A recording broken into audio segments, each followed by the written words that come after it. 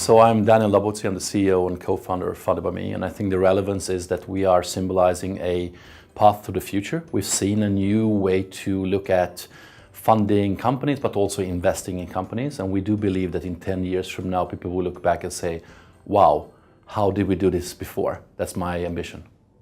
So one of the major issues is, of course, the digitalization of a lot of fields, and the investment field is one of those last bastions which are not digitalized. Yes, you can trade online, you can buy shares online in listed companies, but investing in unlisted companies is like unheard of. So you have a huge amount of the population which is non-active, and you have a huge magnitude of companies which are not getting funding.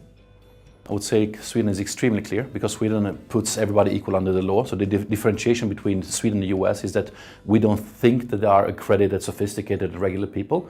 The rules and the regulation are clear, but they're also a bit old.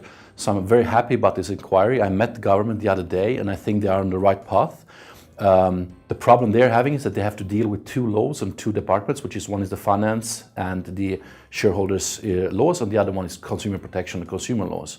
So most likely the regulation will dictate how to deal with customers and consumer protection. But I don't think there's going to be a huge change on the shareholders laws. So Swedes are extremely fast at adopting new trends, but they're not as good at implementing good new trends. Like if you look at Singapore, where we also operate, 1.5 years ago, we were laughed at and screamed at by the monetary authorizations, while 1 year later, they applaud us and they want us to work in a sandbox model. When we started in Sweden 5 years ago, people loved their concept, but it hasn't become mainstream in the same fast method that we expected.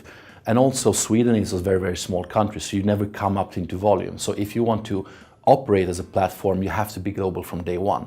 And that's what we try to be. We try to be a global platform operating from Sweden. If you look ahead, there's a huge shift changing in how people perceive their economy, their money and their salary, and also where to deposit it and how to use it. We went from us using the same banks as our parents did to us using the banks who gave us our mortgage. And now we're going to the banks which give us the best options and the best tools. Like for instance, my daughter, she's 12 now. I think in 6 years' time, she's going to use the Kawaii Bank in Tokyo because she gets Pokemon points. And that mindset is where we are heading at. So we need to be extremely alert and on our toes. And the general population moves extremely faster than us in the industry. So we have to be super alert on being on top.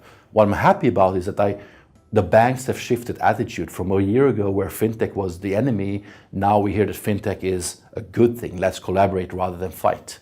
That's a huge shift in mentality. Well, I think, of course, obviously crowdfunding is the future, and I think we're going to do the same thing that online trading portals did 20 years ago. When they started, no, it was unheard to not call your broker. Right now, still in Sweden, you go with a business plan in paper to meet 3 old guys when you pitch your company. I want that to change. I want in 10 years people should think like, what? Did we have to meet physically with a physical business plan and only meet 3 guys at a time? That's a huge goal for us. And the other one is, of course, to cater to the unfundables.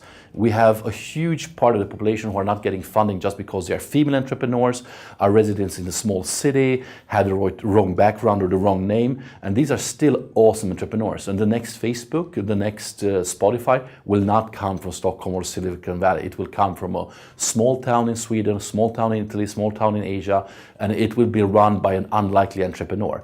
And those people need these tools.